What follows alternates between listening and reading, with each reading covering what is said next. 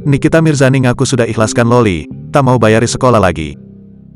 Diketahui Loli sedang menempuh pendidikan SMA di Inggris. Namun sayangnya sejak perseteruan dengan sang anak, Nikita Mirzani enggan membayar uang sekolah Loli. Dia mengatakan bahwa hal tersebut sudah bukan lagi tanggung jawabnya, mengingat mereka sudah putus hubungan keluarga. Nggak ada hubungan sama sekali, saya kan diblokir. Nggak ada komunikasi, ujar Nikita Mirzani.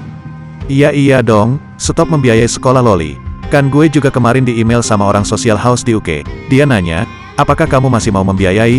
Kan saya bilang tidak, ujarnya. Ibu 3 anak ini juga mengaku sudah mengikhlaskan putrinya yang kini sudah tak memilih untuk mandiri. Bahkan Nikita pun menambahkan tak lagi peduli dengan sang anak, meski sebelumnya mengaku sudah maksimal dalam mengurus Loli. Dia mau bebas ya silakan, bebas aja. Kita satu keluarga sudah mengikhlaskan apapun yang dia lakukan. Bagaimana di sana? Ya terserah aja, saya sudah nggak peduli, sambungnya. Lebih lanjut, Nikita Mirzani berharap anaknya tak akan kembali ke Indonesia dan memberi pengaruh buruk pada adik-adiknya. Sebagai informasi, Nikita Mirzani sempat berseteru dengan anaknya, Loli.